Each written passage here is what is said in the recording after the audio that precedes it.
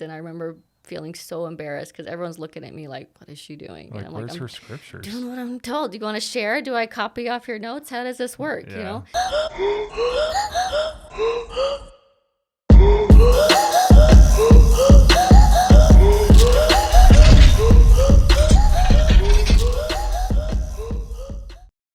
Hey guys, this episode is brought to you by Overstock Dixie. You can go like and follow their Instagram. There's new items that pop up on there every day, multiple times a day. Anything from furniture to tools, electronics, pretty much anything you're looking for. Hey guys, welcome back to the Derick Leg Podcast. We are back 51 straight weeks. It's going to be a goal breaker for Mallory and I next week to hit our 52 weeks, hit our 1 year. So it's been a cool thing to come on and talk to everyone. The support that we get is really, encouraging to keep doing what we're doing. Mallory and I are both pretty busy, so it's encouraging to come in and do this every week. So cool guest this week, and I'll tell a little story after I introduce her. This is Sammie Brown. How you doing? Awesome. Good. I'm glad you've made it in. This was a very short notice kind of. It took me by surprise when I was like, if you want like a massage therapist on, and you were like, you want to? And I was like, okay, yeah, like sure. what do you do next week? Right? That's perfect. Yeah, so I was in a little car accident just over a month ago. I had a car rear end me pretty hard. Along with everything else I have going on, I was more just like, I don't have time to deal with this. Like that's more of I wasn't even mad that like my neck hurt. I just didn't want to deal with it. Another thing to add to this. Exactly. Oh, yeah.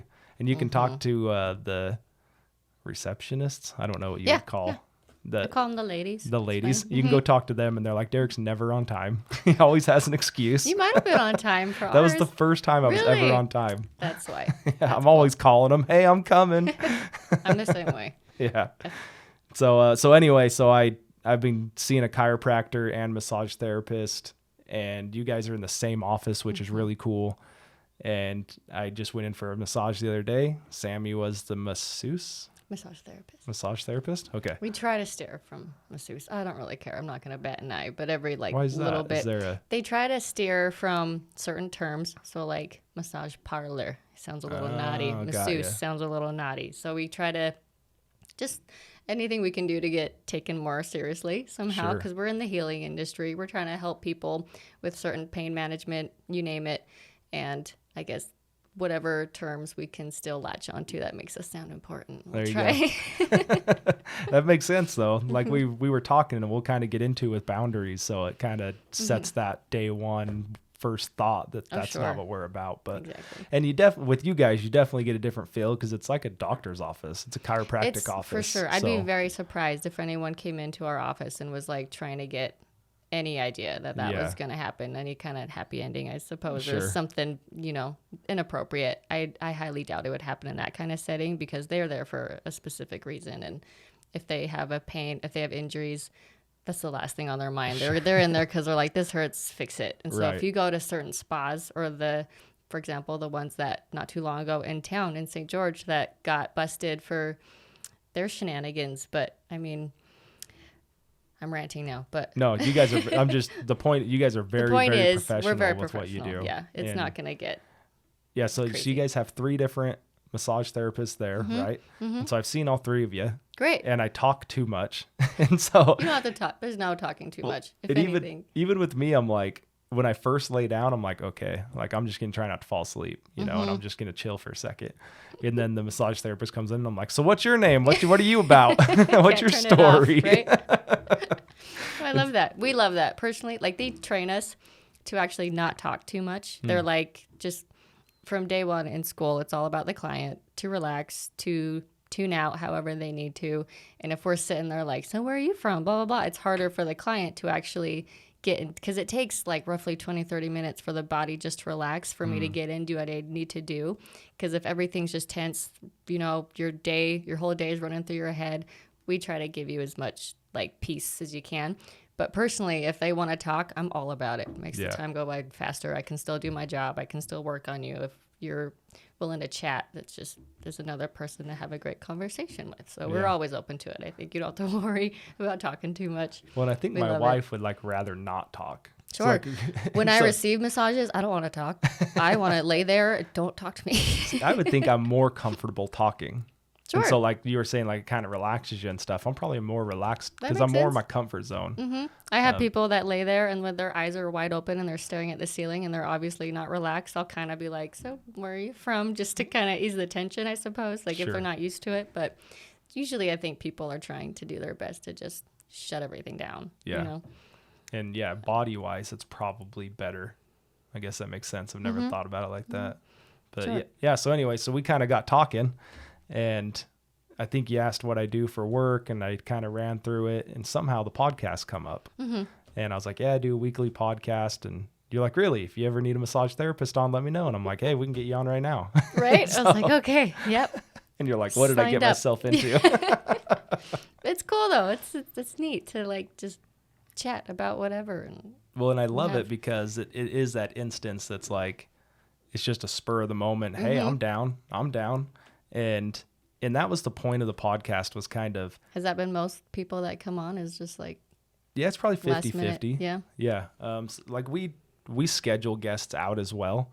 Mallory kind of takes care of all that, to be honest. Sure. Like there's times we come in here and I don't even know who the person is. And I'm just like, what's up, David? Hi, You know? how are you? But I mean, but I've also had like a lot of my best friends on here. My mom was on. That's and right. So I've had people like that as well. I saw that one. I meant to give it a listen because I bet that was probably a good With my conversation. mom? Sure. Yeah. Especially, I guess, with everything with your dad. And Well, and she was like, I was just going to come on solo. And I can't remember if we had someone reschedule or drop out or whatever it was. And I think I'd put a post on Facebook and I was like, Really? podcast 6:30 if anyone wants Who's to come. in? Yeah. Yeah. If not, you're going to listen to me solo.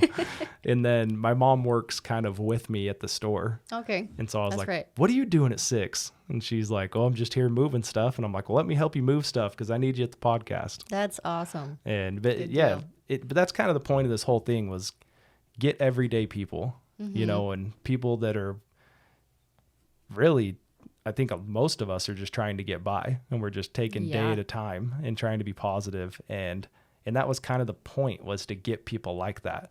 Like we've had some, you know, wealthy people on, we've had high earners, but I'm like, that's great. And they all started somewhere. But I really just wanted to get on people that have been through things and can help someone else that's listening. Yeah. I love that. And that's the biggest role I feel like. And that's why it's called the Derick Leg Podcast because we didn't know what to call that. Right. You know, like, do we just call it people? Call it leg up. Or something. Yeah. And we were trying to do plays off my name. Right.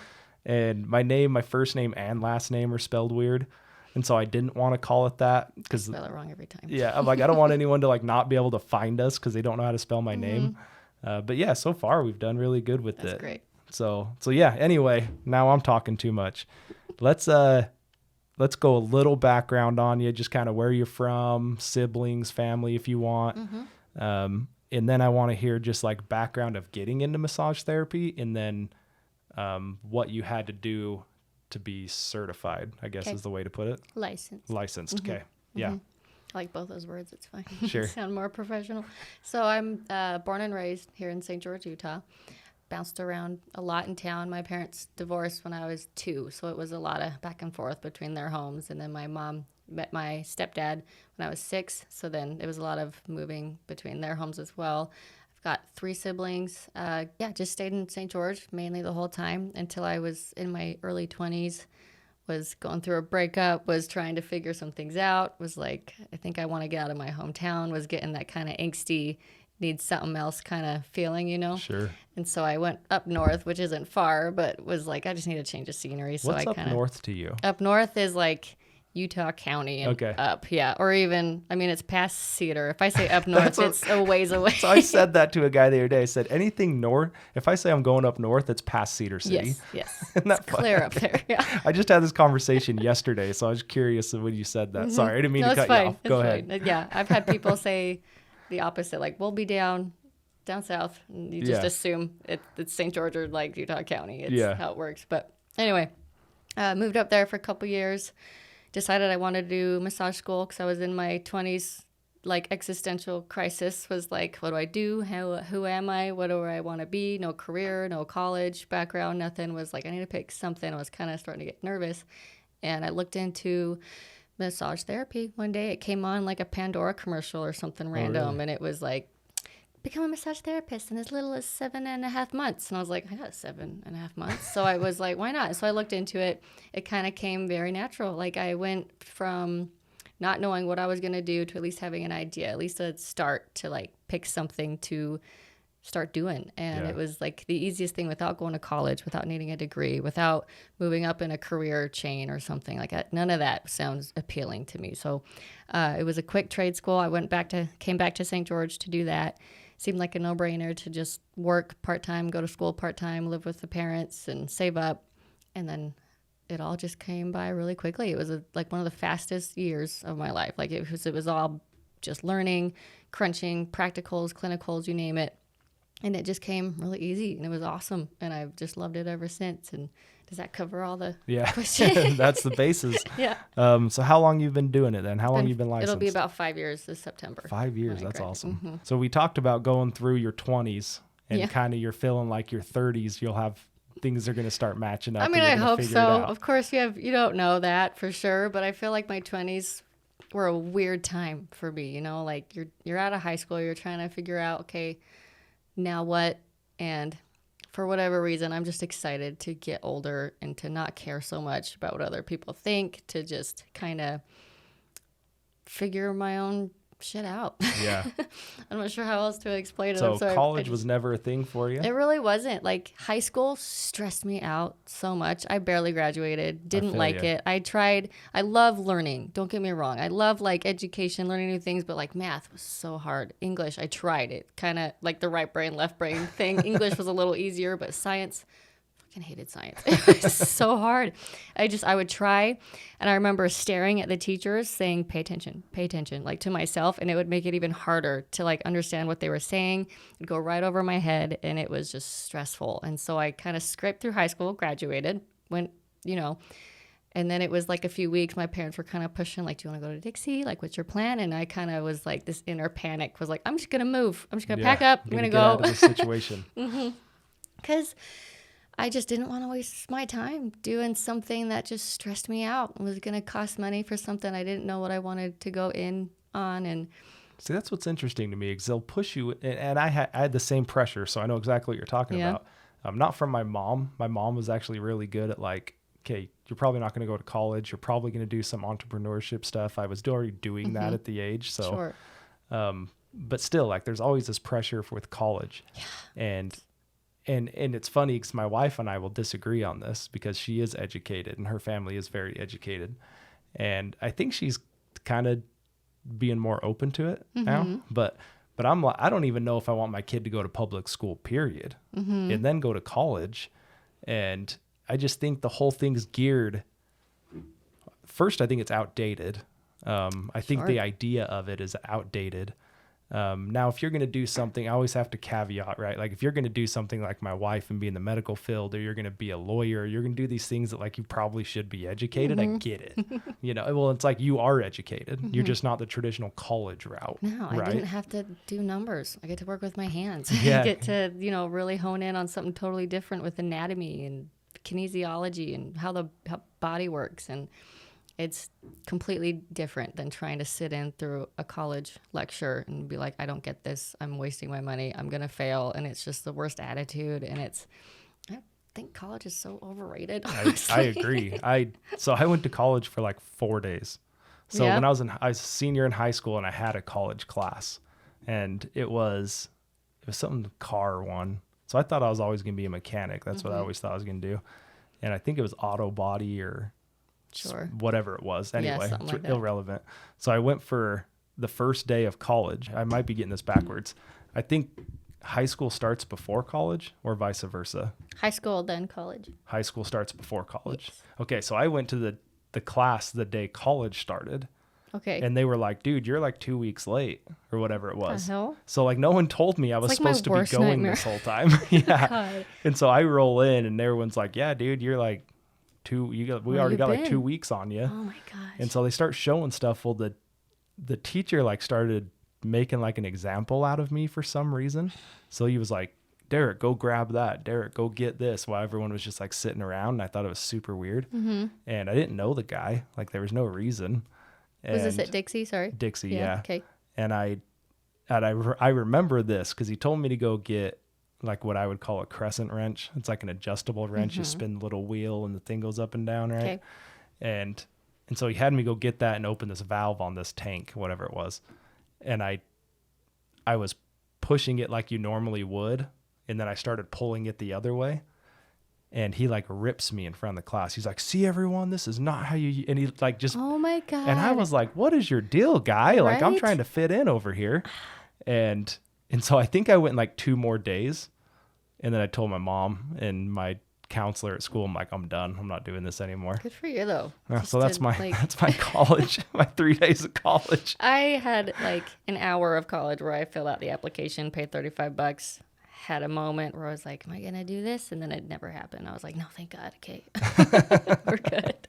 Yeah. I mean, I think too, personally, so my dad had 2 degrees and he drove for he worked for UPS for like most of my life, Really? if not all my life. Okay. And until he didn't anymore, but he did that most of all until I was in my 20s. Mm-hmm. And I was like, man, so this dude's still paying student debt and he has a degree. He had a bachelor's in science and English. Okay. And like, this is what and he did it all because he wanted to be a teacher.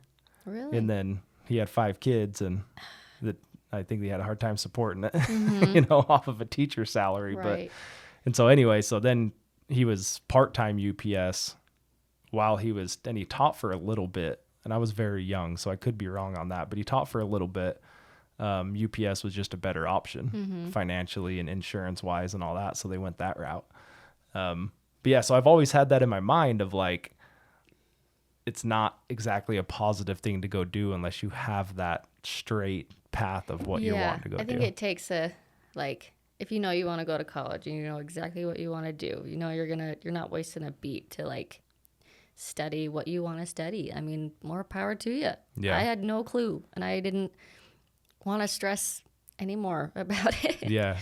Also, I think a weird thing, it was I graduated in 2011 of high school. And then 2012 is when the world was supposed to end. Do you remember that? Yeah. Part of me was like, I don't want to go to college for 10 months. If we're all going to die, I don't want to waste my time. There it is. That's the real reason So right I was there. like, I'm not doing it. Sounds miserable. See, and there's like this push to where, and I think you felt this, you kind of described it. There's this push to where it's like, hey, you're done with high school. What now? Yeah. And it's like, well, just go to college and do your generals and see what you wanted. And that's like the push for people, though. And that was kind of the whole point of getting on this rant was right. Like, and with that said, I think it works for some people. Exactly. So Totally. like, I'm not trashing the whole idea. And like even my wife, like she got into the nursing program. She was just going to do her RN. And then when she did that, she was already working at the hospital and she's like, everybody has their BSN. I guess I need to go get my BSN to be like equal to everyone else. Man. And so she goes and gets her bachelor's. And then she's like, it's only 2 more years for my master's. And we didn't have kids or anything. So I'm like, if you're going to do it now. That's awesome. That makes perfect sense to just, if she's got the drive and she's like, how can I get better at what I'm doing now? How can I make more money? Like, awesome. Yeah. That's great. I think if it's not for you, don't feel bad. Don't feel bad about it. Find something else that you like. Find a trade. Check out. I just looked at Dixie Tech, their programs, just to see if there's something else. Because I honestly can't do massage forever. I probably will end up switching career paths, only because physically it's kind of taxing. It's a bit demanding, like my hands and arm. After a while you're just sore, and so I kind of might switch things up. So I was looking at Dixie Tech just to do a couple other program trade something, and I don't think that's something everyone has to stress about or feel bad about. I didn't go to college. I don't have a college degree. Like, who fucking cares? Yeah. Well, yeah, I'm definitely on that train. So I never had the want to. And I think because of my background, I tend to get on the negative side of college on this podcast. And I've had a few people message me and be like, dude, no, there's a lot of good things. And of course. So that's where I'm like, dude, I don't think everybody should, but I don't think everybody shouldn't, Oh, yeah. So yeah, but let's move past that. Sure. So college sucks, but we'll move on. You were starting to kind of lead in with how taxing it is. That's something I was going to ask you. So Yeah. I'm sure it's an exhausting job at the moment for sure. Right. But what are some things that people that have career massage therapists struggle with their bodies? So like I worked post office for a while and it destroyed my back. My dad's at the post office right now. Yeah.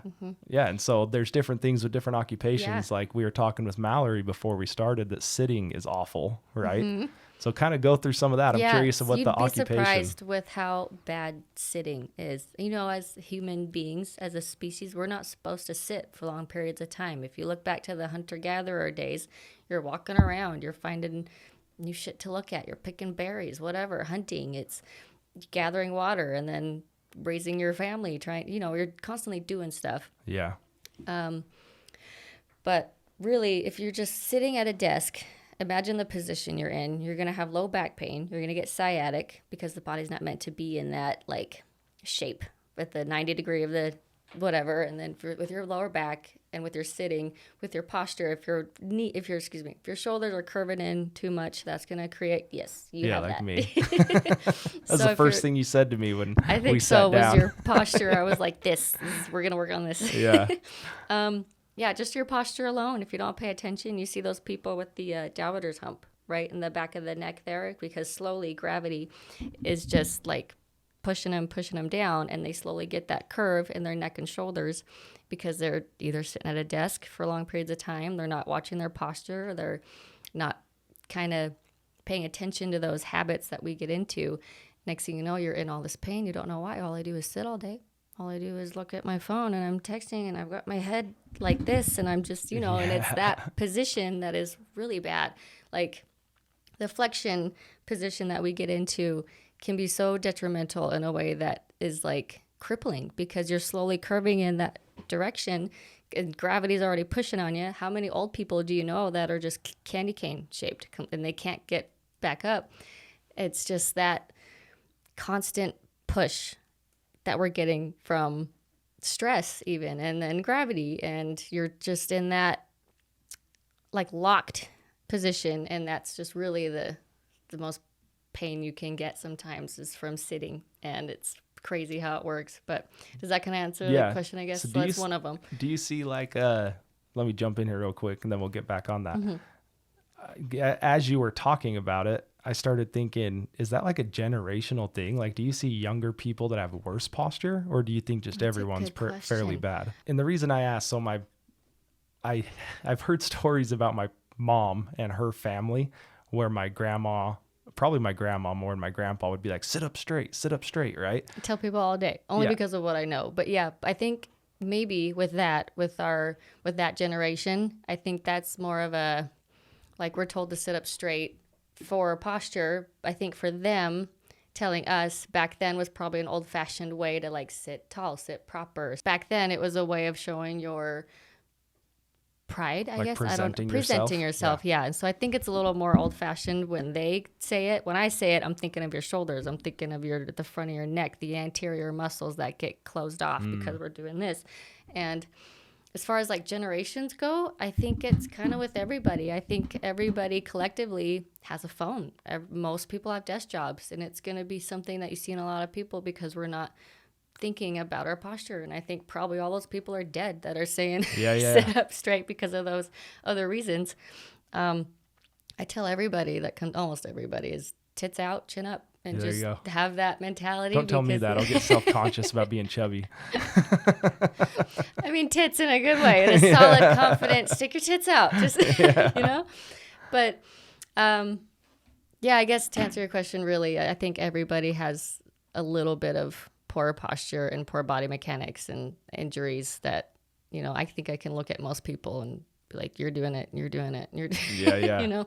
I don't think I could pick a generation really, because I think everybody collectively now in this day and age is doing roughly the same not stuff. To like throw my parents under the bus, but I think the first time I'd ever heard about posture was like middle school typing class. Yes. And that's the first time I'd ever heard about it. That's true. And so, then I don't know if you remember, they were so strict about not letting your wrists touch the whatever, and you had to sit tall and blah, blah, blah. I remember she'd come up and like smack us upside the head or something if we weren't doing the exact, that could have been it. That could have been to prevent pain, if I had to guess, if they knew what they were talking about. But Yeah. I guess because they probably knew that's a hard thing to do on the body. And Yeah, and your carpal tunnel, I guess that gives you bad carpal Yes, tunnel. yes. That's why they had your hands up. probably carpal tunnel's tricky. I don't know a lot about it. I know my grandma got it. My other grandma had rheumatoid arthritis, so I think there's things you just sign up for when you get old. But Sure. I think we're all going to probably have a case of carpal tunnel or Well, arthritis. we're living too long, I think. That too. Yeah. For sure. Like back to that, I think that people, I was having this conversation with my brothers on Sunday. So we ran up and did a vault room job. So we had 2 hours to talk up and back. And I was like, I think that, because I've always said if I hit 60, like I'm done, like just off at 60. I don't want to live past 60. I Yeah. don't care how I'm feeling. and the customer we were helping was like 74 or something like that. And I was like, man, like I don't want to get that old. And my brother was like, you seriously don't? He's like, yeah, but you only have like a small kid. Wait till you have older kids and you start thinking about grandkids and all. And I'm like, I don't know, dude. I think I'm good at 60. And I said, I'm like, and you can look at it. The data's there. Like as time goes on and you know, our medical system gets more advanced and more advanced, people are living longer. Oh, yeah. Right? What was it? The average lifespan of someone not that long ago was like 50s No. or something? Like, And now, not that long ago. Yeah. Yeah. And now my grandma would be 101. My Yeah. great grandma, excuse me. Yeah. Like, yeah, I had a great grandma 101. I had a great grandma like 98. wow. Yeah. And so I'm like, gosh, 60, I got I'm those good. genes too. Right. Well, and I joke with Amanda, my wife, I'm like, if I can just get off before, this is an awful conversation to I have. love it. I was like, if I can just get off before 60, you can cash out Let's too. hire 'cause a guy. We'll have him just wait somewhere. It's fine. He'll take care of it. When I was at the post office, that was a joke I had with one of the guys. I'm like, if I'm still here when I'm 60, you know, like. Just someone be ready around the corner Yep. with a bat. I don't know. But yeah, I mean, I think there's something to that where I don't know, and maybe my wife should be in here answering this, but is it better for all those people that have, and I guess there's people that have medical conditions that are younger too, but like all those people that are older and they're just stringing their life along. I don't know how we got to this, but now I'm curious of what your thought is. Oh, wait, I'm sorry. What was the question exactly? So these older people that Yeah. their life's going longer and longer and they're just having more issues and more issues. And it's not like you can do what we're talking about and just off somebody. We should. I think it's legal in Canada. I'm pretty sure they have somebody that comes in. It's like, you ready? Okay, I'll get set up here, and they'll. Well, they're waiting for their free healthcare for like a year and a half. So that's probably Right. their problem. I think. I don't know. I mean, I think a lot of old people probably wonder when they're gonna die. I think that's probably a pretty common thought that goes on. I bet there's a lot on an old person's mind, but well, like you said, we're kind of growing with the medical industry. There's a lot going on, and I think with technology, like maybe they're making it somehow more comfortable for people to be that old. I don't know what's waiting for us when we hit 60, but I think we'll be a little better off than how they're feeling right now. Just I hope so. even a little bit. I think we're pretty skyrocketing fast with our medical industry. I don't know a lot, but I know it's happening fast, and there's a lot going on. I'd like to think that they're going to keep them as comfortable as they can. But if you're close to dying, man, I don't know. It's hard to really wonder. That's been my thought is I'm like, if I feel twice as bad at 60 as I did at 30, like, I don't even know if I want to be a part of it anymore. But if I feel 3 times as bad at 90, I've told Amanda, like, figure out some way that's untraceable and just take care of it. No kidding. Yeah, because she's definitely going to outlive me. So I told her that's her cross to bear. Yeah, it's hard to get a good idea. I'm not totally sure. She might be a better answer for that one because I don't have a clue. Have you, do you listen? I'm like a closet Elon Musk guy. I Like know I follow some a of lot it, of his sure. stuff. I Have you heard tried it. about like the Neuralink stuff that he's trying to do? No. Where he's like linking into the brain? You haven't seen any of this? No, that sounds like a Oh my Black gosh, Mirror dude, episode. This will blow your mind, man. So he's saying that they can go as far as like if you're paralyzed, they can rebuild nerves and rebuild. And if like you need to learn how to Wow. walk again, they can like just program that. I'm sure that shit will be. Oh, they are. Close. I think they Yeah, it's have happening. it. I think That's they're nuts. just trying to figure out how to implement it or make it somewhat cost effective. I doubt it. It's gonna be so pricey. Oh yeah. Oh yeah. But it's not like they can grow a limb for you. Like Not yet. Sure. I mean, they'll get to that, right? You'll be some Terminator stuff at that point. No kidding. But even just stuff as easy as just healing your body, they'll be able to just Mm-hmm. download it and like your Probably. leg will stop hurting. The possibilities are endless. That's for sure. Yeah. And we're all gonna die And then one day. yeah. It's gonna. Well, I honestly think that we should be, and people are going to realize how like weird and conspiracy I am saying this, but I think we should be more worried about like robots taking over jobs. That's a thing. That's Oh, a thing. 100%. He talks about that too. Yeah. Musk does, doesn't he? He's like, AI is a huge, like, well, not huge, but like it's a possibility. It's something that we should all be kind of nervous about. Oh, he's you like, know? you're like a couple years away from Yeah. it. Like that's what he talks about, and it's controversial because he talks about like a social income, like everybody gets set on a social income by the government, and the government just puts out everyone makes this amount of money. There's a term for it. I just can't recall Really? it. Anyway, so he talks about this, and people are super against it, as they should be. But he was like, you got to understand, like when robots and machines take over, like there's not going to be a lot of jobs that a machine can't do. Right. And so now you have millions of people that aren't making an income because the machines are doing it. Like they What I have, remember, he was saying that puts more effort for humans to actually go into studies, go into things that robots can't do, and give that opportunity for everyone to grow in their own way and to really hone in on a talent or a skill. So what do you think they can't do though? AI? Yeah. Oh, I'm sure they can do anything. Well, I that's just what I'm remember that's saying. what he Yeah, was yeah, yeah. talking about is all, but I'm not sure. I mean, they can Because he had some of those too, burn and I your was just house like, down.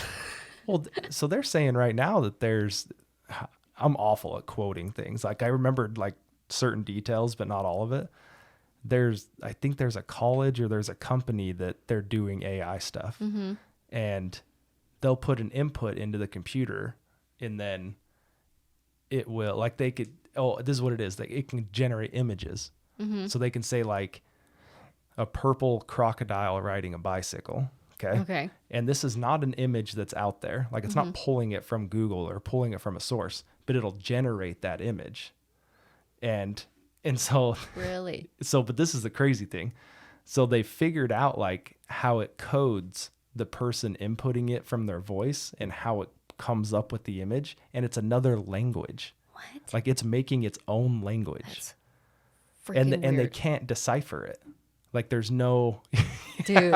I need to Dude. look more into this because it was blowing my mind. Yeah, they're gonna take over. They're Yeah. gonna have their own language that we're not gonna understand. Well, yeah, And- they couldn't translate any of it, and they don't like. So then they would be like, yellow crocodile riding a bike, and it would be completely different. Like it wouldn't even be like crocodile being the same or bike being the same.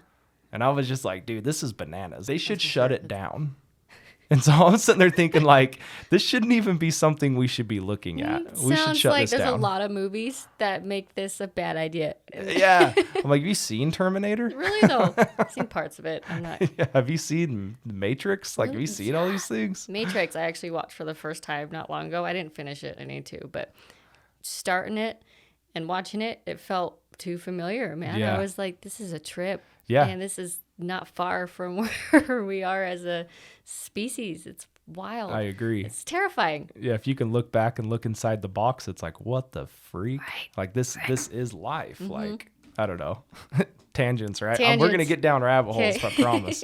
Let's get back to you. Okay. Let's talk a little bit of like we kind of brought up boundaries. What like I don't necessarily want like weird stories that have happened. I have all the weird stories. Let's Not all. maybe I'll let you But I take it love over. weird When you stories. talk about boundaries as a massage therapist, what comes to mind? Okay. I didn't have a good understanding for boundaries before massage school. It was very touch and go. I didn't know how to set them. I didn't know how to respect them because I didn't really understand. I was just kind of like in a weird mindset that everything was okay. And if something happened that I was uncomfortable with, I didn't know how because I didn't want to worry about hurting their feelings, making them uncomfortable. Maybe I said something to make this happen, and so it was always my fault. It was always something I couldn't turn around because I didn't know how to communicate. Or I was like, this is uncomfortable. I don't know what's happening or how we got here, but something's off, you know? And so massage was a way where you have to have boundaries. You have to tell someone, I don't like that. That makes me uncomfortable. And you have every right to shut the massage down. If I'm massaging someone and all of a sudden their hand kind of goes up my leg or something crazy, like these are the stories I've had people tell me. Okay, I was Luckily, like, wait, what? Not yet, nothing yet. But I've had people tell me that their client will try to hold their hand in a weird way. Like if they're massaging their fingers, they'll kind of try to interlace with them. And it's very weird. And it's weird things like that where they just push those boundaries where they're like, is this okay?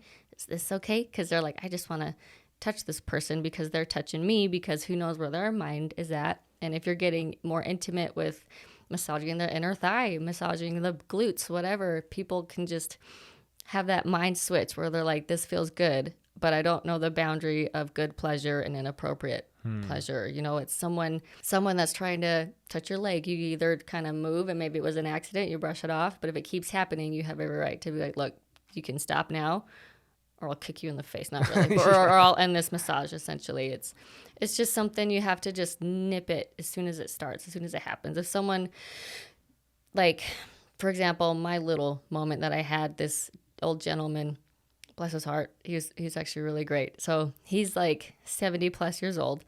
He's at this spa that I worked at in Springdale. And before each spa treatment, because it was a very high-end place, we would go over products. We would go over what we're going to do for the treatment, because it's they're paying for that treatment for everything that's included. So before I could go into like what we provided for his massage that he had paid for, he kind of starts undressing his robe and his dick's out. Oh, jeez. It is looking right up at me. And I was like, I'm going to have you stay robed before we get started. And he kind of looked annoyed, was like, okay. And like put it back. He's like, this isn't and one then of those places. I didn't go over anything. I was like, so that's great. Start face down. I'll leave and come back, you know. And then after that, he was pleasant conversation. It was fine. So I think at that generation, either they don't care, but I didn't get like a creepy vibe. He was just ready to get started. So I don't think that was cause to be like, no, I'm out. I don't want to do this. Because he just kind of did it in a way that was like, hey, I'm ready. Let's go. And he just got naked. And that's like, what okay, you do. You're so ready. it wasn't a huge deal, but so that his dick was out and I was still unthreatened. You know, I was like, he just doesn't care or know better or whatever. But I did not get any kind of bad vibe from him after that. You know, after I was like, put it away, he was like, all right. But that was it. He's like, I thought we were doing this thing. I thought we were going, you know. So rewind to a time where I was working at Red Mountain. This guy came in. He was very pleasant. He was fine. Talked about his wife. I talked about my boyfriend at the time. And we were kind of sharing conversation.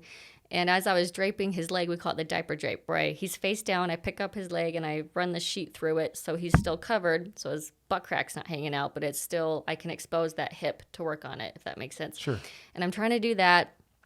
And I say something like, give me just a sec to get this drape correct or whatever. And he said, here, does this help? And he just rips the sheet off. And so I was like, no, actually that doesn't. So that even as innocent as like, well, let's just ditch the sheet. And then he's naked. I'm like, yeah, I'm not doing that. And so that was probably more uncomfortable than the old man whipping his penis out. Got ya. Because it was like, it's just boundaries. And so they try to test the waters with like, sometimes in the conversation, they'll kind of be like, oh, so do you have a boyfriend? Oh, so how long you been doing this? It's like harmless, but at the same time, sometimes they're kind of, Testing the waters. Exactly. Yeah. With very subtle ways that I can't really think of right now, but it's, you gotta just be ready for whatever. And I've had friends that have been touched inappropriately, or they just kind of subtly like, are you going to touch it? It's like, I'm going to touch something. And you just get this like little urge to just sock them right and whatever. But it's just really how you handle it. And then you can move on. And it's like, hey, you can continue to be an adult and you can take this seriously because this is my career. This isn't, I mean, it's all fun and games until something kind of gnarly happens. Like you're in a room alone with a person, very intimate setting, and it can just be kind of intimidating to be in a room alone with someone and not know, like just for example, you're a lot bigger than me, and I mean that in the most, you know, respectful way, but you get it. And so it could be just as simple as you just getting up and being able to overpower me, you know? Sure. So as soon as you start noticing those little signs, like body language, eye contact, whatever, if they're acting weird, you can kind of get an idea like, okay, is this going to get bad, I guess. Yeah. And does that kind of... Yeah, you got to read your emotion on it too. Yeah. And I think you put that very well with your two different stories. Okay, good. Like I was not comfortable with this, but I mean, this wasn't an advance towards me type of thing. Yeah. Right. Yeah, I mean, it's a very fine line. I had a really good friend that did massage for a long time, and he may still be doing it a little bit, but there were times he would tell me stories about stuff, and I'm just like it's awful that there has to be people that puts one person in that situation that has to make that a possibility for everybody. That's why we're trying to steer from the masseuse, the parlor, those titles, because some people some of them don't know. Some people think, okay, this is something I can just pay for and it's fine because this is probably what they do, and they're not super educated, and you don't have to be insulted, but it's like, no, unfortunately, sorry, that's not what we do here. Yeah. You can take that somewhere else, but... Yeah, they shut those down, sorry. Yeah, right? But because it is illegal and it's frowned upon for a lot of reasons, I mean, you can go as deep and dark as sexual trafficking. I mean, things happen, next thing you know, you're in a van, and they're driving off with you. Like, I guess it's just hard to like stay in that realm of being taken seriously. Like, we're healers. We're trying to make a difference. We're trying to help people with their pain management, with whatever. Like, there's so many diseases and ailments that massage can help with. And then if you come in asking for a hand job, I'm going to punch you in the throat, because it's just, it's like, come on, you know, take it serious, man. Yeah. At least, I mean, if you can't joke about it, I mean, it's like, why put more taboo on the conversation? Like, it's not but it is something that we're trying to be taken seriously. And it's hard when there's that background and people in our own city getting arrested for it. But I mean, people got to make an income somehow. So no judgment, but like, don't call yourself a massage therapist and say you do what I do and then get arrested for something bad. Right. You know? Yeah, it's a good point. What are some things that you think like specifically massage therapy can help with? I mean, I know a lot of things because I've been doing it for a long time, but what are some things maybe you can touch on that people may be struggling with that they're not aware? Stress alone. If you're stressed out, go get a massage. The parasympathetic the sympathetic nervous system really is so like adapted to those cortisol levels and your adrenaline and the fight or flight instincts that we have a day-to-day work stress, family stress, whatever. Just going in, get a massage for 30 minutes to an hour can relieve so much of those chemicals in the body that are just so revved up and tight and tense.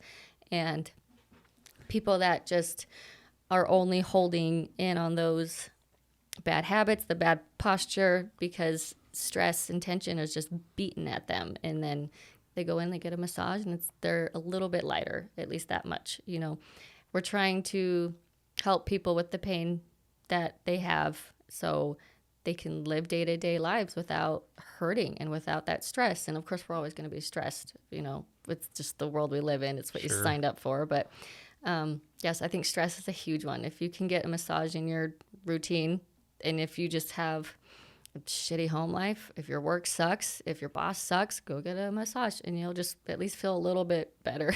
Yeah. I'd say it can help with almost any injury. Being at the Southwest Spine and Pain office is so different than any other spa that I've worked at. You know, we're dealing with people that have been in accidents, that have had injuries, that can't rotate their neck a certain direction. They slept wrong that day. They can get an adjustment.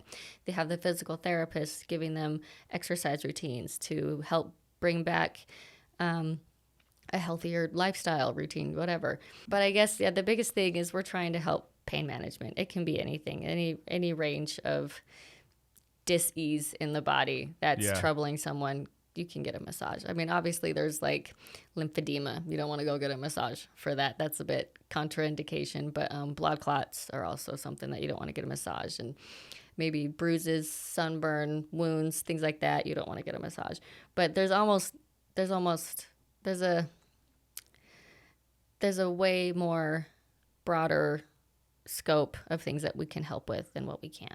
Sure. If that makes sense. So this is the first time I've really done this. So when I leave there, 3 or 4 times I've been there, it's always drink water. Why is that? So Obviously, people should drink water more than I do anyway, but I'm so bad at it. I'm awful. I hate that I have to drink water. It sucks. But it's obviously, our body's 75% water, right? And a lot of that is in the muscle tissue.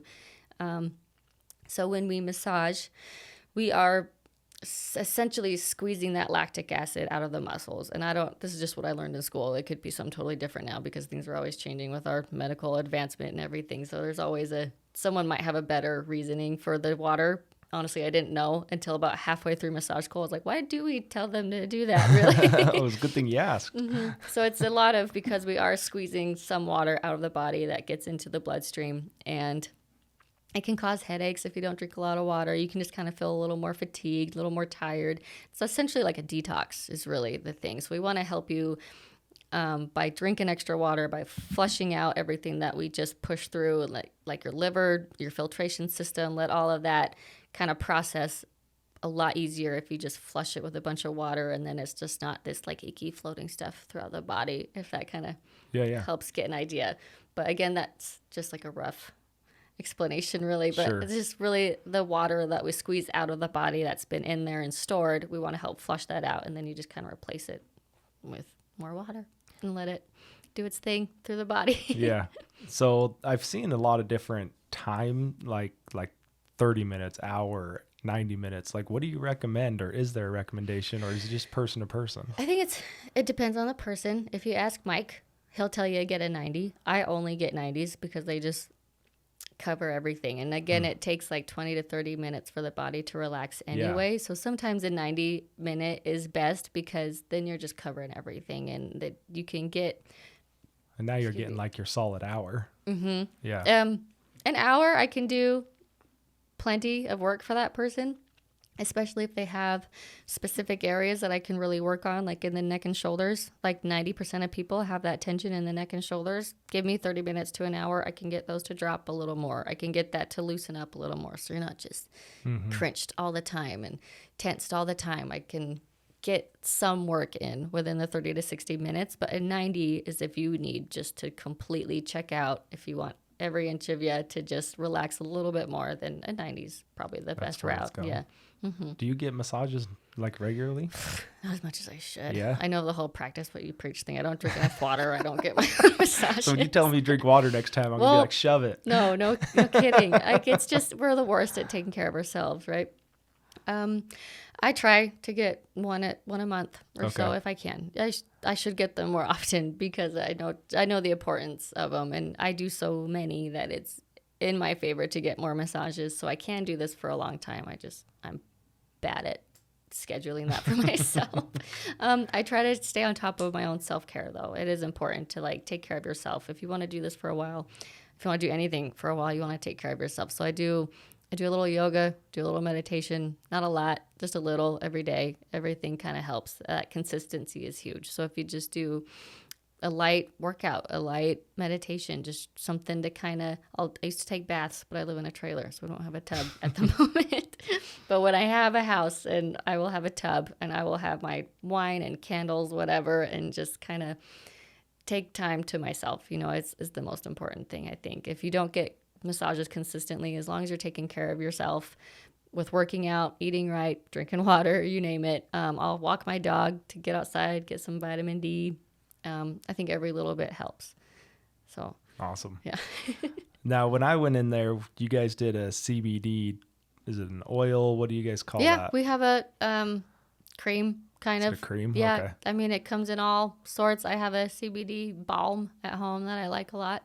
It's I used to know the CBD it was cannabinoid something, right? I had no idea. I used to know it, but it's good stuff. It really is. I could tell you the whole TED talk about CBD, but it has a lot of good benefits. And it's nice that in the clinic, they're not so like weird about, CBD comes from a bad plant. It's definitely something that they're more open-minded to. They know about the benefits, and they're really taking that seriously, which I think is awesome because I love CBD. What are some? Name like your top 3 or your 3 favorite benefits from using that CBD, or that you've seen from people. Oh man. So if you either you can take it like orally or, topical use. I prefer topical use. I put it on my shoulder wherever it hurts, and I almost feel instant relief depending on what kind you get. I think there's you get what you pay for sure.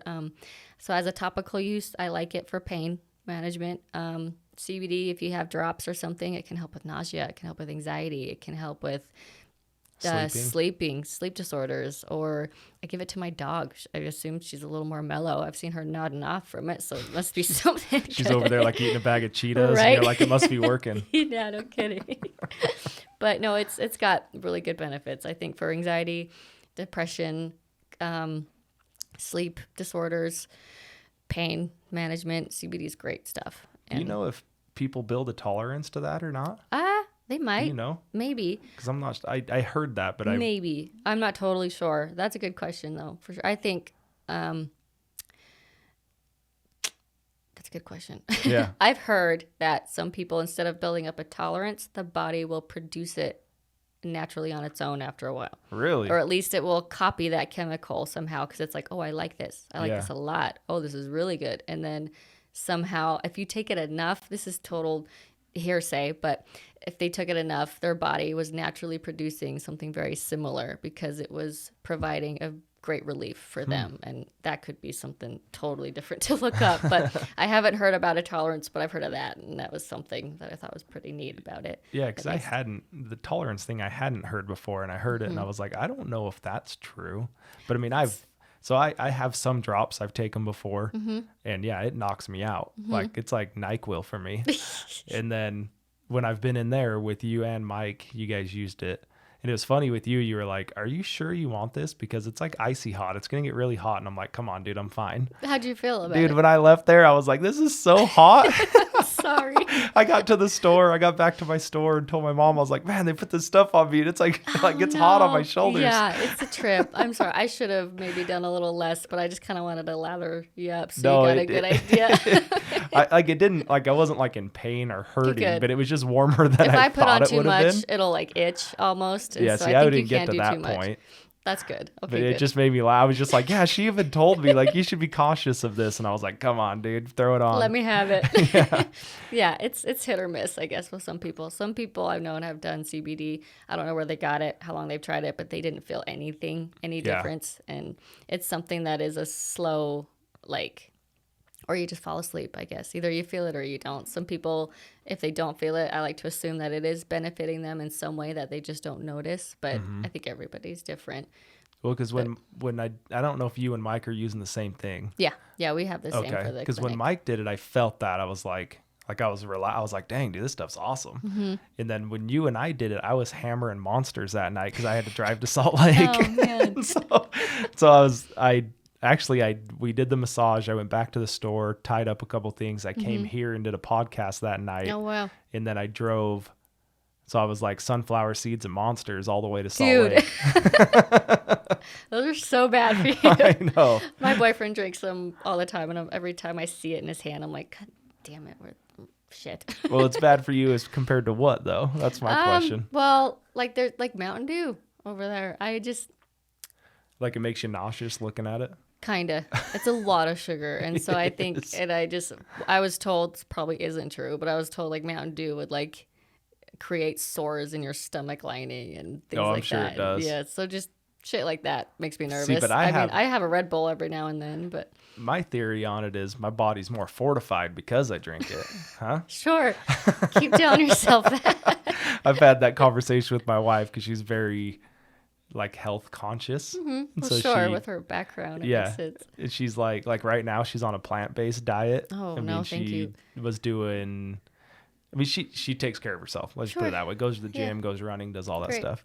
And I was telling her one day, I was like, yeah, but let's just say that someone that grew up on only salads their whole life and someone that grew up on fast food, and then you switched that, and the person that was growing up on salads their whole life had fast food for a week, it'd destroy them. Yeah. And I'm like, the guy that grew up on fast food, if he was eating salads, he'd be fine. And so I was like, so who's really better here? I get the argument. I understand where you're coming from, but that's not totally how it You don't think that's how it works? I don't think so. I think I've got a valid argument. I would love someone to contest me on that. Have her come in. Like, what does all your education say about she this? does contest. She's like, you're just dumb. I can't even have a conversation with you about it.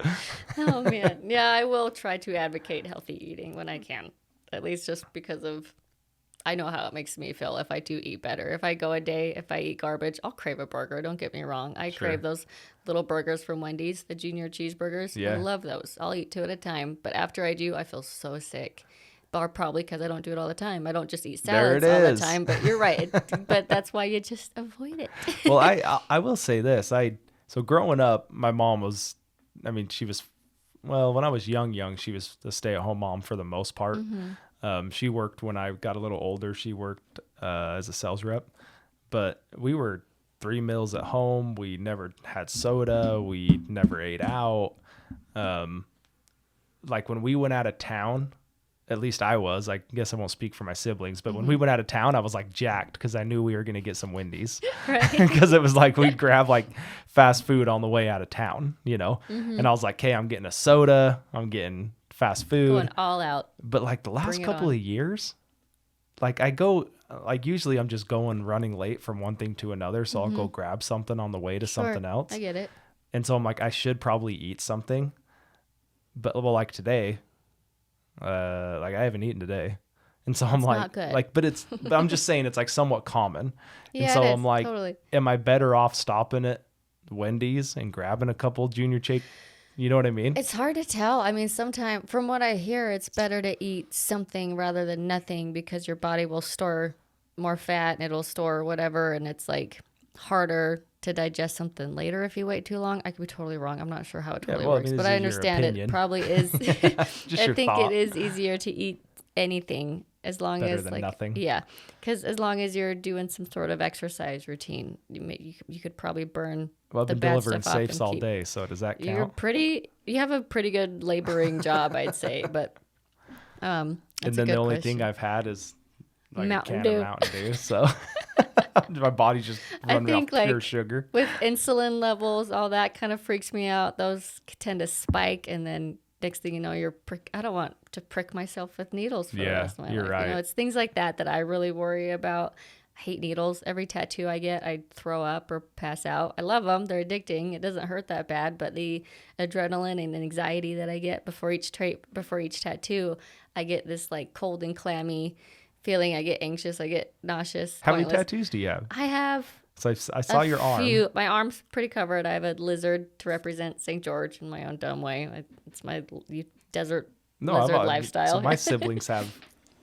Actually, I'm the only boy in my family that doesn't have one. Is that because of your background at all? I just don't care for them? Nah, I guess I never really understood them, but people that get them and they have like a reason behind them, I get it. I have a few reasons behind some of my tattoos. Like this, I have coordinates on the inside of my arm. So I noticed that. So what is it? It's fine. It's so me and a couple other friends met at Panorama Elementary School, and we've stayed friends for a long time. So we went to my friend and I went to Chicago to visit the other one, and while we were in Chicago, we all got matching tattoos of the coordinates from the school. I get that. Mm-hmm. So it was cool. We literally talked shit on each other the whole trip, but I'm glad we got matching best friend tattoos to literally run our mouths. Bracelets won't do it, right? Can break a bracelet. This friendship. No, but so a couple of my tattoos do have meaning. I got a little jellyfish in Florida. My mom wanted to get her first tattoo, so she got a little one. I'm like, why not? So in the moment, I got one with her. I got like a Florida jellyfish thing that took 5-10 minutes. Way too expensive. If you get a tattoo, do not go where it's real heavy touristy town. They will charge you up the ass. Like, just so you know, if you want to go price get one. gouging. Exactly. Tattoos are just cool, and if you like it, then great. Yeah, like I'm just indifferent. Like sure. My oldest brother's covered in tattoos. Mm-hmm. So they all actually have the same tattoo. My 3 older brothers. Really? And then do you feel a little left out? No, because so this is what it is. So it's it says loyalty. Let's see. Am I getting this backwards? It says like loyalty and brothers. Okay. I can't remember because it's like Chinese and then something else, whatever. And so when my brother got deployed, when Mike, my oldest brother, got deployed, him and Adam went and got it. Okay. And then he ended up getting deployed to Iraq, and then they diverted him to like Washington State, I believe. I mean, I was fairly young. And so he did like his tour, his time, whatever it's called, in Washington State. So him and Adam got that before. Okay. And then when he came back, he like really got deployed, and him and Jason was only 17. My mom had to go like sign a thing or something saying he could get it. And so then they both got it. And he was like, dude, you gonna get it? Dude, you gonna get it? And so if Jason's 17, I'm 15. And I'm like, yeah, dude, I'm probably not gonna get that. One, because I don't love needles. Sure, no, it sucks. Again, it's like something I have to psych myself up for every time. Yeah. And then the other part of it, I was like, dude, I just don't think I need to tattoo my leg to know that I got your back if anything ever happens. And so that was kind of my mindset on the whole thing. I totally get it. But like, if I ever did, I could see myself doing something with like my son. Maybe for Will, totally. Yeah, I could get that. I probably never will, but if I ever did, it would be something like that route. Yeah, my dad did not get his first tattoo, and he's got full sleeves now. Does he? He was, I don't know, in his 30s or 40s. Me and my sister had been grown for years, and he finally got a little band that says Hannah and Samantha, and that was his first tattoo. And then he just said he couldn't stop, and it just kept growing from there. And so maybe it just starts with a as long as he didn't cover that up, right? No, it's still there. And I like that my name's on the outside and her name's on the inside. Like everyone can see yours. Yes, exactly. No questions on who's the favorite. I'm the favorite. Yeah, no, it's true. Clearly. Because I think I saw that one today, but then maybe I saw your upper arm the other day. Sorry, I'm wearing the wrong shirt. No, you're good. I guess. But like, I didn't notice it enough to like know what it was or anything. I just saw it. Yeah, I got the lizard because I wanted something to kind of represent the home, I suppose, desert roots. And so I saw a cool skeleton lizard looking thing, and then with the anatomy studies, and that was the only thing I could really channel in. And so I was like, I want a lizard with bones. And yeah. That was where it started. So makes sense. So was that your first one? No, my first one was some dinky Pisces symbol that I decided last minute to get with my uncle, and then I threw up before he even got started. Did he give it to you, or he also got one? He did it for me. Oh, yeah, sorry. He was a tattoo artist at the time. And my sister was like, let's get tattoos. Let's get you your first tattoo. And I was like, all right, I'll get this little Pisces symbol on my shoulder. And I was so psyched, and I was ready, and I didn't think it was going to hurt. If it did, I was kind of ready to just suck it up. I don't have a huge pain tolerance, but enough. And well, if you got tattoos. Yeah. So, but for my first one, though, yeah, he was like, okay, you ready? I'm like, yeah. And I'm kind of psyched, and he starts unwrapping like the needles and getting ready, and I just instantly was like, I'm going to throw up. And it hit me hard, and he was like, really? I'm like, yes, like right now I need a thing to throw up into. And so he hands me a trash can. And, after I finished with that, he gave me some water, some gum, was like, do you want to reschedule? I'm like, no, go. Let's do this. I'm ready now. The worst part's over. You know? And it's been like that every tattoo. I don't throw up every tattoo, but I get clammy. I get queasy. If I get my blood drawn, anything, it's so frustrating. I don't know. I think it's needles. It must be.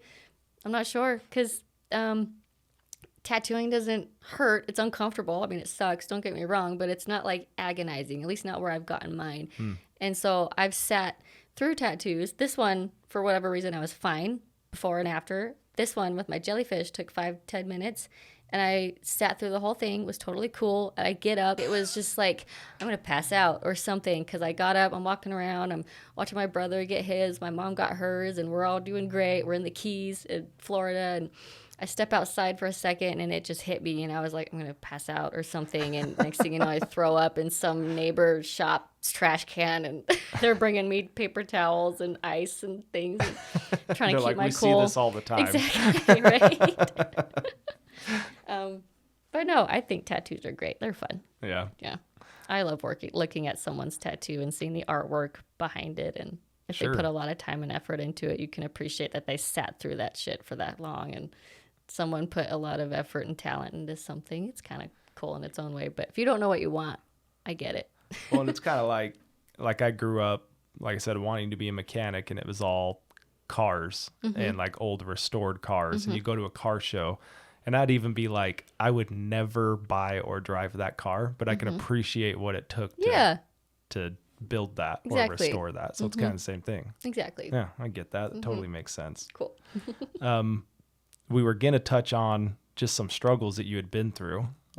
Was that like early 20s that you were kind of you alluded to in the beginning, or troubles like stress, anxiety, okay, anything yeah, sure, like that? sure. I'd say it like Because I want to bring this full circle to like, look where you're at now. yeah, That's the point. So for sure. So I think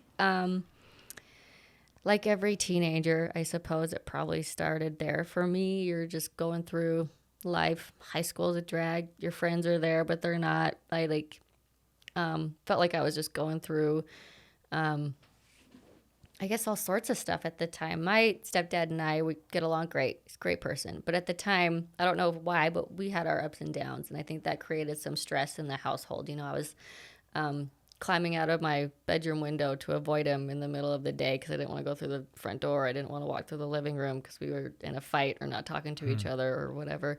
I love him. He's the greatest, one of the greatest people I know. You know, he's awesome. But there were times where we were just, I don't know, just didn't get along. And I don't hold it against him, but there were moments where I was like, okay, well, I'm going to sleep at a friend's house for the next few days. I'm going to just kind of live out of my car for a little while. I'm going to pick up something that gets me out of the house because we weren't always getting along. And nothing against him now that I hold, but it was hard at the time. As a kid, as a teen, your father figure is mad at you for some bullshit reason, and it was hard. So I suppose that's where it kind of started. And then just the stress with high school. I had a good group of friends. I just felt dumb. None of it made sense. I don't know if it was like undiagnosed ADD or what, but it all went right over my head unless I sat down and went from like step 1 to step whatever, like algebra. I just couldn't get it. And I had the same math teacher, Miss Fry. She's Mrs. Ison now. And dude, I had her for like 6 years straight. I don't know if she did that shit on purpose or what, but I had her every year for a math teacher.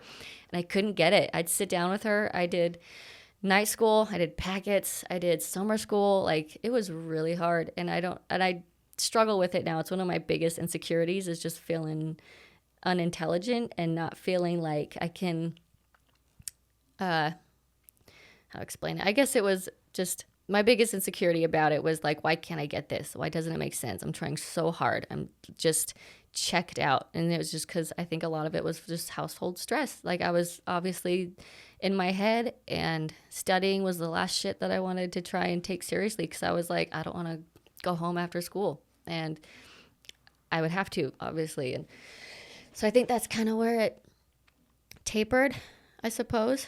And then going into my 20s, trying to figure out what I wanted to do, but not having any kind of educational background to piggyback off of kind of stressed me out. I was like, what am I good at? So far, nothing. And it was really hard to get through where I was like, I need to find something that makes sense, something that I like, but I didn't know who I was. I'm still figuring that out. I didn't know what I valued. I didn't have a religious background. I kind of frowned upon it because of what I grew up with the Mormon culture and not being Mormon, having parents tell me I couldn't hang out with their kids because I didn't go to Mutual or some shit. You know, it was really hard to figure out who I was, what I wanted.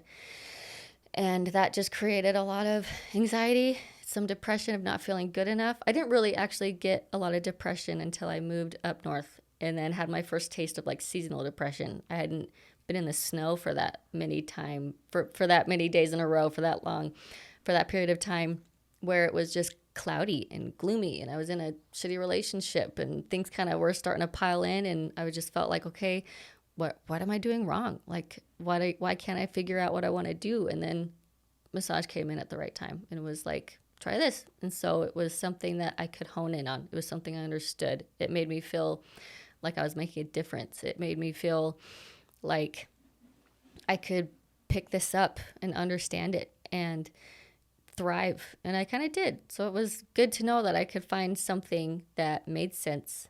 I was helping people. I was learning something new every day. That's the biggest thing that I try to do now. If I don't feel, I still struggle with not feeling very, I guess, intelligent. I'm not sure. But I just try to make myself feel better by just saying, okay, what can you learn from this? What can you learn today? What can you kind of understand more about yourself? How did you handle that situation? And I just walk myself through plenty of options to be like, what could you have done differently? How did that make you feel? And I go to therapy and we'd go through the same stuff. And I only have to go every few months to kind of check in and just to get a second opinion on things from an outside perspective. And Sure. I guess the depression comes and goes. It's not as bad as when I was up north because of that 1 year of just being kind of a shitty situation, having the snow feel like physically heavy every time it snowed. I'd look outside and just my stomach would just sink because I was like, God, I don't want to go out there. It's cold, and I get cold so easy and it just hurts, and I don't want to do any of my old hobbies. Nothing sounds fun. I called my mom once and I was like, I don't want to get out of bed. I don't want to wake up, and I don't know why. She's like, come home. Just come back. Yeah. And so the timing worked out pretty well to go to massage school, to move back home for a little while. At that point, I had been out of the house long enough. Me and my stepdad were a lot closer. We were getting along a lot better, and he's great. And I mean, yeah, we have our on and off moments, but they're very supportive. Yeah, you have that with everyone. Sure. I mean, not you in particular. Right. Everybody has that with everyone. Yeah, exactly. So I guess that's kind of the gist of it. The rough idea of, yeah. I would love to go more into growing up in Utah as a non-LDS, non-Mormon. So sure. I mean, I've born Utah. I've lived in southern Utah since I was 7, so pretty much my whole life. You count. That counts. Yeah, but I've been LDS my whole life. I was born in it, grew up in it, still in it. But as someone on the outside looking into the religion, and you were kind of touched on how you were treated, what are some things that I wouldn't even know, right? Because I never lived that. Yeah. So what are some things that maybe there are parents out there that their kid does have a friend that's not, and they have different ideas or situations? What are some things that you would want them to have changed when you were younger or know now? Maybe how they handled some situations, like, okay, for girls' camp, for example. I don't know why, but someone figured I should go to girls' camp. I was in the ward name list. I don't know how they got that information, but they were like, do you want to come to girls' camp? I was like, well, why? And they're like, well, you're in our ward. I'm like, I don't know what that means. But it meant that I was in the neighborhood. Yeah. And so they're like, come to girls' camp. And I'm reading the inventory, and I'm like, yeah, why not? I can go camping with some friends, it would be cool. And so I knew a few girls that were going.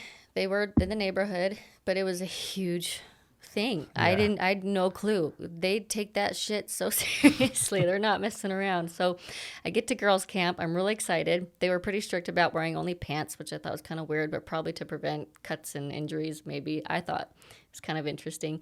So just reading the list of things to bring, to pack, I was stoked. It said, bring a pocket knife, bring a sleeping bag, bring clothes, bring whatever. I brought everything on the list. It said to go to the store to buy beads like jewelry for we were going to make something out of the beads. Sure, something like that. I'm like, great, sign me up, whatever. I get there and we do our thing for the day. We're unpacking, we're getting set up. They had everything already ready by the time the kids have gotten there, And well, I don't. I've never been to girls' camp. Have you been to boys' camp? Did they have scouts? I assume back then. I think they do it a little different. Probably boys' camp, Boy Scouts, right? Yeah. Yeah. I went to Scouts. Yeah, I'm an Eagle Scout. Really? What was your Eagle Scout project? We did garbage cans at the park in the middle of Washington. When you say you did, so we put them up. So they had no garbage cans anywhere. Wow. So we poured the pads, like the cement pads for them, and then bolted the garbage cans in. Good for you. Thank you. That's cool. Thank you. Did you get like a stamp or a sticker or a medal or something for your you get project? A merit badge. Yeah. A merit badge. That sounds way more better than a sticker. I was like, they don't give us stamps, no. So yeah, go to girls' camp. Was super excited. Had everything on the packing list, ready to go. And we sit around the fire to chat and I guess to bear testimonies. I didn't know what was going on. Like, so you never heard testimony? Yeah, I didn't know what before? That meant. Okay. And so everybody's kind of going around the campfire, sharing their testimony. And it got to me, and I was just like, I don't know what to talk about. I'm just happy to be here. Thanks for having me. Thanks. And I just kind of panicked because everybody's pouring their heart and soul out. And I'm like, I don't want to talk about my stepdad. I don't want to talk about I don't know what to talk about. I didn't know these girls except maybe the 2 or 3 next to me, but I didn't talk to them that much. We just happened to play night games sometimes, But they're sharing shit. And I was like, I don't want to do that. Yeah. And then later they have us separate. They say, go do your thing, sit on a rock and take your scriptures out and and sit down and read your scriptures. I didn't know what that was. I didn't have that. And it wasn't on the list of shit to pack. And so I was really embarrassed that I didn't have scriptures because everybody pulled them out. They had them bookmarked. They had them underlined in notes and their names were inscripted and stitching on the cover. And I was like, what the fuck is this? I had my iPod. So I brought my iPod and while they were reading their scriptures, I listened to like, God, I don't know, Simple Plan or Good Charlotte or something, and just tried to like do what they said. They said, fill the spirit or whatever. And I kind of just tried to sit with myself and my songs. And I remember feeling so embarrassed because everyone's looking at me like, what is she doing? Like, and I'm where's like, her scriptures? doing what I'm told. Do you want to share? Do I copy off your notes? How does this work? Yeah. You know? So that was really hard. I can imagine. To already feel different the first day and feel kind of isolated from the group because after that it was all weird stares. It was like you see them kind of whisper to each other about you and it's like, what the fuck did I do wrong already? Yeah, you invited me, you guy. invited me, yeah.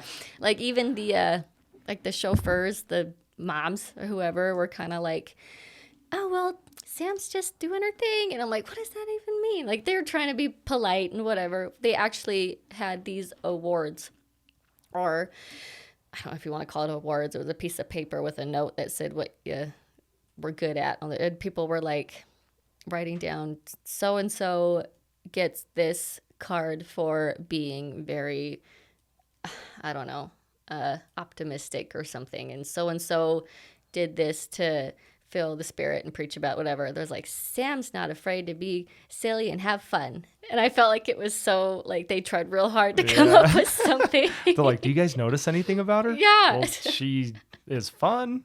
I hope so. I hope I was a good time. But no, I just felt it wasn't camping. It wasn't fun. I thought it would be fun. And nobody liked me until the obstacle course, which I thought was kind of badass. There was like some heavy duty obstacle course that they had us do. And I don't know if you've heard about it or what, nope, but they had, I guess not. So when I went, they had a whole setup with like army crawling in the mud. You had to run on logs. You did like some swinging shit. It was badass. I was like, great, I'm in. This is kind of cool. And so I kind of honed in on that. And like I was elbowing girls out of the way. I'm like, get the, and I'm just going. And then finally like, Sam, do you want to be on our team? And then I felt included. Yeah. And then I was like, yeah, okay. And just tried to be nice to everybody. They weren't not nice, but like even in the big group settings, they're singing songs that I've never heard before. And they're standing up and they're singing some sort of gospel that I've never heard before. And I just feel like I look so bad not singing along, like not participating. And were you do you think you were the only? I felt like I was the only there? one. I'm sure I wasn't. I'm sure there was a handful of girls going through the same thing, but I felt very isolated with people who I thought were going to be my new friends, people that I thought we were going to hang out after this. But even the friends from the neighborhood were like, yeah, she's not probably coming back after that. Like, it was hard. It was very lonely camping trip to feel like everyone was. Yeah, I think it's a lot of it's so. Like, so we were kind of talking before we started, right? Like where I am with my beliefs and everything. And so like I'm LDS, hold the temple, recommend, wear garments. Cool. But I look at that kind of side of it and I think like, man, there's so much of a missed opportunity to get to know you and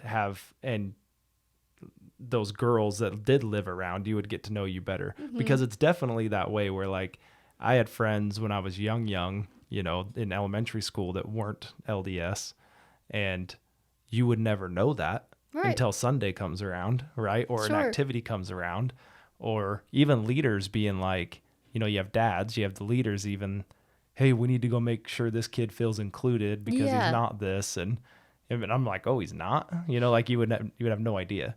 So I don't know the answer, but it's like, I wonder what they could have done different. Yeah. There were plenty. I make it sound so horrible, but there were plenty of. I think that a lot of people share the same. I'd hope so, at least, and then maybe they could speak out somehow, stick up for themselves if they felt a little isolated. They could be like, hey, I don't understand this. Like, I should have been like, I don't know what's going on. Can I borrow someone's book or something, you know, whatever. But Well, and I don't know if the answer is like one of the moms, like when you're signed up to go, they're like, hey, so there's going to be some things you maybe don't understand. We're going to be doing Yeah, this. no one like, broke that shit down. But do you think that would have helped you? Probably. It would have helped me kind of prepare a little bit. Like, And like, hey, if there's something you don't know, like by all means, go hang out with your iPod, you know, and kind of like clue it in. Yeah. It's not like I didn't have an expectation, like I was going to girls' camp with Mormon girls, but I still didn't understand quite what happened at girls' camp, you know? And I've had so many friends and parents and mentors and whatever, like that were from the church that were so kind and so great and so welcoming. And I mean, it's obviously changed my attitude towards some people in the church, but growing up, it was hard. It was like, okay, because I'm not one of you, I feel very isolated from certain groups. But some of them weren't like that. Obviously, I had, like in high school, we had a pretty solid group of friends, and their parents, some of them were very welcoming. They're like, this is what we do, this is what we talk about, and let's hear about you. And they were interested, and they were really, it was a warm home to be in. You know, It was still like, you know, it was just, it wasn't always bad. It should be that way. Like I feel like it should be that way. It makes me feel bad that, and I guess I'll just say it, I'm trying to tiptoe around this so no one's like, well, don't tiptoe. And I'm normally not that guy. Right. Like I have no problem saying what I think, but I believe that most of the Mormon culture is that way. And I think that it's worse in Utah. And I don't know that. I've been told that, but I could see how it is. I think that's like a common unspoken thing, or not unspoken, but like unwritten whatever law that's like Utah Mormons are kind of assholes. Yeah. Well, I mean, we're the originals, right? Like, what is worse? Apparently. Right? Well, no, I mean, I'm not the original as a joke, but I feel bad because like I said, I do have my beliefs and I know what I believe and I feel comfortable in what I believe. And I even feel comfortable in how much I do participate in things, which in a lot of people's standard isn't that much. Mm-hmm. You know, like I'm still trying to grow my businesses, take care of my family. I'm like my big focus right now is like setting up things for my kid. Right. Mm-hmm. And so I'm pulling 12-hour days trying to make sure those things are in place for him. And whether he chooses to continue to run with what I'm trying to set up or not, that's his choice, but I want it to be there for him to have the option. Right. Sure. And so a lot of my focus is not on going to church every Sunday and doing all these things. But like you said, you know, in your heart, what you believe in and who you are. And and I'm fine with it. Go to church every week. Who gives a shit? Like, yeah. I don't think God's going to be real pissed off. Right. Well, and I when I was in I had a job where I worked every Sunday. Mm-hmm. So never went to churches when I'm like 21, something like that. And I moved on from that job. They moved on from me, but we ended up parting ways. Mm-hmm. And I started going back to church. And at the time they had the singles ward. So if you were over 18, it was basically set up for like college students. Yeah. So you're not living at home. Mm-hmm. You would go to the singles ward. And that's where I ended up meeting my wife. That's where some of my best friends today I met there. Awesome. But I loved it because, so that on Mondays they would do like a family home evening, but it's with the ward. So you would get together and do activities with the ward. Mm-hmm. And again, it's geared towards people that aren't living at home. Right. Although I was. So, but I loved that part because I was over the activities. So I planned the activities every week. That's I put them on. I did all of that. And it kind of got me going back to the ward because of those activities. They're like, hey, dude, we're just playing basketball. Like, come down and play basketball with us. And I'm like, cool, I'm in. Church ball? Yeah. And they're like, hey, we're doing soccer. Hey, and it was always like a sports activity. And that's awesome. More of what my background was. I've been invited to a few of those. Yeah. For sure. And so like I was drawn to that. Mm-hmm. Then when I got more active, because I wasn't working that job anymore, they put me in charge of that. And so I'm saying all of that because now it's like, it's not a huge priority. It's not even really the top 2 or 3 priority to me to go every Sunday. Right. And now my brother that lives like 3 doors down from me, we're in the same ward, obviously. And he is in the elders quorum presidency. So like the guys group. Okay. Do you know what that is? Nope. Okay. So they have like elders quorum is the men that, are over 18. I guess you don't have to have like the Melchizedek priesthood. But anyway, so it's like the over. Now I'm blowing your mind now. Huh? I know the priesthood, yeah. I think is. So there's different levels in the priesthood. Okay.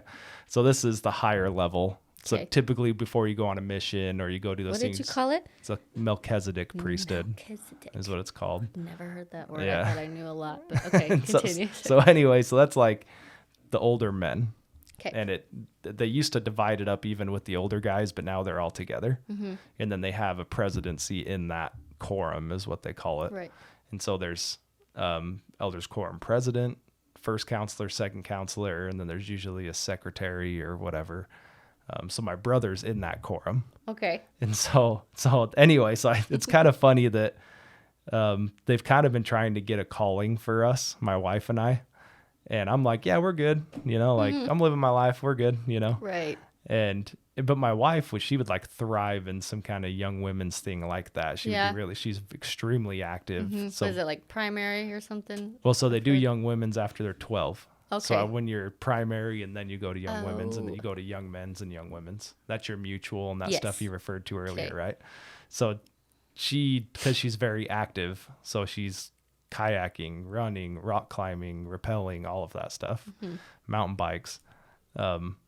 But so I'm like, yeah, dude, she's probably open to something, but dude, I'm busy, man. Yeah. Like you're hustling. Yeah. I'm trying to get things done. Yeah. I totally get it. And so my brother, I think he decided,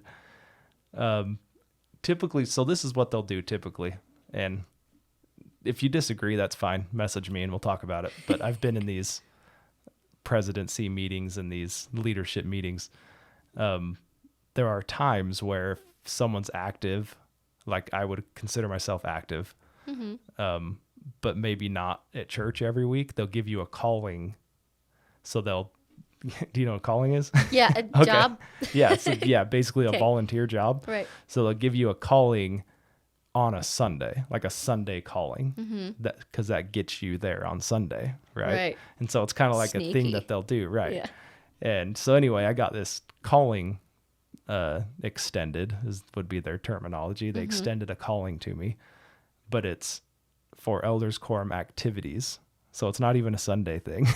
So I thought it was funny. I was like, I don't know if there's like conversations going on where they're like, yeah, he'll probably turn down a teaching gig or something. But they're like, dude, activities? Because he's in. We already know. Yeah, he's already been doing this forever. And my brother knows that. And they've done a few activities where they've needed help like cooking or setting up or whatever. And I'm always like, yeah, dude, if I don't have something planned, I'm there. I'm happy to be there and be a part of it. Nice. And so there's stuff like that where I'm like, man, it can really so our ward, and I'm not a shining example of it, but our ward is extremely close and they do stuff together all the time. That's awesome. And I would hope that whether you know nothing about the church or you know a background, or maybe you're not from Utah and you just moved into our neighborhood, something like, I would hope someone would at least come out and hang out. And they do like a big neighborhood Easter egg hunt. That's cool. And all the kids come down, they hide eggs, they do a big breakfast. And I feel like there's stuff like that people like come and be a part of the community. Yeah. And the people should feel like there's no judgment there. Like girls camp's kind of a big step. That's not that's not a breakfast. Sure. It's not a neighborhood Easter egg hunt. It was interesting. But yeah, I've always kind of wondered, and I don't have that outlook in my life of someone growing up non-LDS in Utah and Southern Utah. We kind of had that in the neighborhood. We did play like night games. I felt like if we were doing something outside church related and it was night games, it was fugitive, it was running around before you got called in to go home, just kids being kids. That was like a good memory to have in that ward as well. Like I still felt welcomed in community activities like that. So I think things like that are really huge. Make a difference. Yeah, but I think the focus should be that. Right. Like not even so much, hey, you have to be there Sunday and let's bust out our scriptures. Right. Like I'm glad you said that, because it's like there's things like that people can go do. And you don't even have to be LDS. Like just be a good person, I guess is kind of what I'm getting at. Yeah, that's what I was hoping would happen at girls' camp. They would just kind of be like, oh, Sam's cool, whatever. But it was still very like, why is she here? At least it felt like to me. I was probably, with my own social anxieties, probably made all that up that, probably they didn't even care. But I felt, at least from what I noticed, it wasn't like very welcoming and very fun. So, but I think the point of coming out of all of this, like this conversation about girls camp and what your background is growing up, where I mean, so what would you take from that? What would you think that you would tell someone? Like, I don't know. I'm trying to like kind of merge the two. Sure. You know what I'm I trying would to say it's important to like be yourself. I mean, don't feel like you should be any different because of the group setting, I guess. Like I could have tried a little harder to get along with everybody. I kind of isolated myself. That was my own fault, but I felt like they didn't try super hard to let me in. So I felt like because they all had something in common that I didn't, I already felt like kind of outcast. But I could have tried harder to be like, hey, what is that? Can I see? Can I play? Whatever, Well, I'm not even saying that you needed to be converted during no, girls camp. but at I'm least just, like put myself out there. I think if anything, if you feel like you're being isolated or whatever, that could be your own demons. Try to throw yourself out there. Try to be like, hey, can I come? Can I see what this is about? I think community, neighborhood activity things, Easter egg hunts, whatever, that's awesome to get someone to at least come see what's going on without feeling like they're not going to be included because it's a church related thing. It's like, this is a neighborhood thing. This is a community thing. Please join us. Have a good time. And then I think that can get people out to be like, okay, I don't understand a lot of this, but let me come hang out and meet new people at least, let me get an idea of what's going on. And I guess the biggest thing would be to just try to put yourself out there. What's the worst? At least you tried, at least I could have tried harder to get along with some of the kids, even though their parents were like, maybe not. But I think it's. And that's just, I mean, again, that's the worst part about the church. It bothers me. Like, I don't get offended by it like a lot of people do. But yeah, I've experienced it, and I'm LDS. Right. And so, like, I'm not at the level that someone thinks I should be at. Yeah. You know what I mean? That's hard to get. Like, I've had friends come home from missions early for like personal injuries for whatever, and they get so much like hate for it from their own neighbors and colleagues and whatever, from family. That's like, you are not good enough. You are not a good enough member because you didn't write out that shitty thing we made you do in the first place that you probably didn't want to do on your own, Like, that was probably mean. Sorry. But I know a lot of people that are forced to go on missions. Yep. They don't want to go, but they know what they believe in. But they feel like there's this forced job upon them. And if they don't go, they're a piece of shit. And it breaks my heart. And then if they come early, it's like so frowned upon and you're the worst. Yeah, so my dad was forced to go. Yeah. And this is what I'm told. I wasn't there. So my dad was forced to go. He came home early, and he had I think he was dating my mom when he left. I could be wrong on that. But he had told my mom, like, I will never force my kids to go on a mission. And so it's kind of the other side of that, though. So, right. I mean, I don't know why this turned into like a gospel church thing. Cool. But we were all never forced. Mm-hmm. But I believe for me, and I don't know that I would have went anyway because I was going through some family stuff and different things at the time. Sure. But, and my own, I didn't think it was really for me. Mm-hmm. But I shouldn't. So you didn't go, right? You didn't go. No, I did not. Okay. Like, I shouldn't blame it on family stuff that was going on because I could have went, but I don't think it was for me anyway. Right. Yeah. But I almost wonder if there was more talk about it growing up, if there would have been that, want to go. Different attitude about it. But I think that's for anything in life, right? Sure. Like if you're being exposed to that and there's talk, like if college was a big thing, if that was talked about when we were kids, maybe it would have changed my mind on it. I don't know. Sure. And I've said it on here before, but I like that, like, Will's going to see both sides of that. Mm-hmm. Like, mom went to school, she got her degree, she's in a career. Dad didn't. He took the entrepreneur road, and have the two different sides of what he could do. Sure. But he's got, like, the best support system regardless, and he can I hope so. watch you guys and see the success from both ends. Like that's awesome. Yeah, I hope so. That's pretty cool. Well, dude, we're what are we, an hour and 20 minutes? Is it? Cool. So it kind of flies though, right? You're right. Yeah, It's it fun. does fly by. But I would encourage anyone, if they haven't had a massage before, to go try it out. If they have any pain, if they have any stress, if they have whatever, it couldn't hurt. Unless it's like something serious, unless your doctor for some reasons like don't do that for cancer, whatever, something kind of gnarly, like look into it. But if you just feel like you could use one because of whatever stress and tension in your life could get wiped away somehow, then I would encourage anyone to try it out and add it to their overall wellness, self-care routine. It doesn't have to be a luxury. It doesn't have to be something that like, oh, I can't afford that and whatever. It's like, Right. Go get one. Go get one, make it work, fit it in. You'll feel a lot better and drink a lot of water. What does it typically cost for an hour?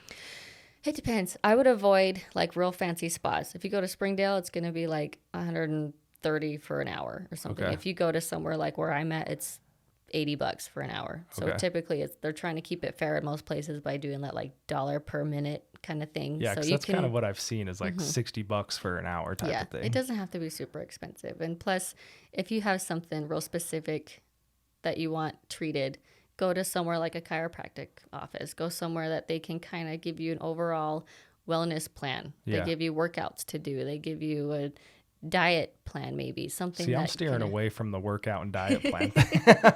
I'm just kidding.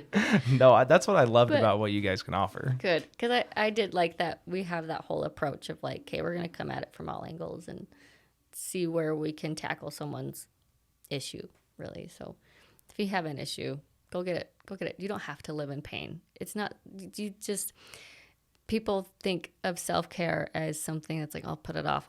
You don't have to. You're going to feel so much better if you just take care of yourself. And all it starts with just those few steps. Am I getting enough sleep? Am I eating right? Am I exercising?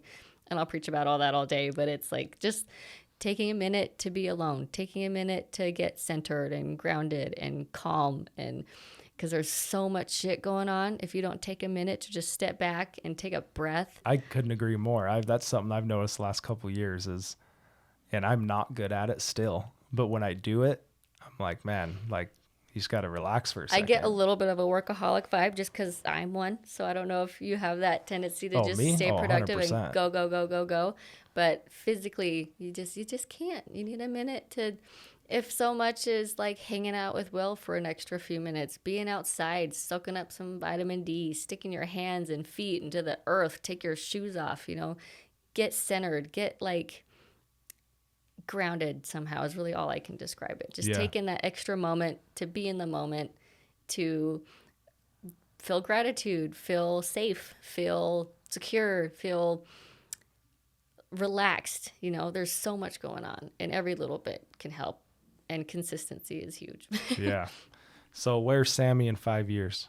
Because I know you kind of were thinking about moving on from massage therapy. 5 years from now, I picture being in a house far away from people. I mean, not far away. I still got to work, still got to commute somehow. But I want a house. I want a garden. I want chickens, maybe kids. Who knows? Sounds like a stressful job for We talked about kids for a little bit. Maybe one day. I just see myself with this great guy that I'm with, my dog, and just my own inner peace, just taking my time to do me and keep learning, keep educated, stay on top of things, stay happy, stay in my lane, and just focus on me, trying to worry less about what others think, worry less about what's going on, feel grateful for what I have, and just all that. I like it. Thanks. I like it.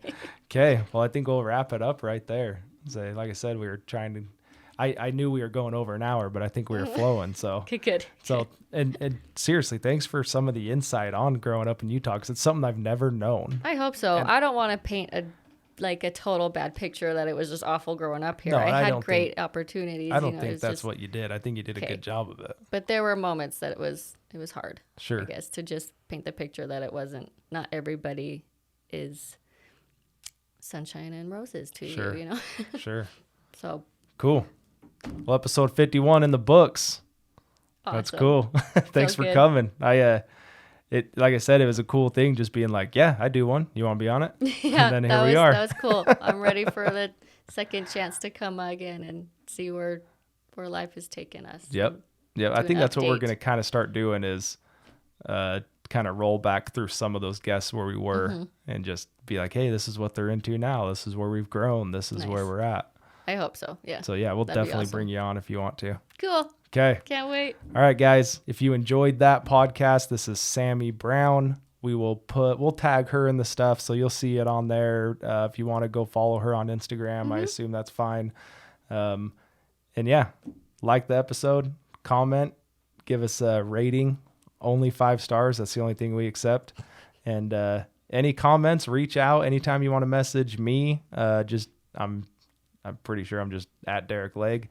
Derick Legg Podcast, Blueform Media. Any questions you guys have would be great. Thanks. See you next week.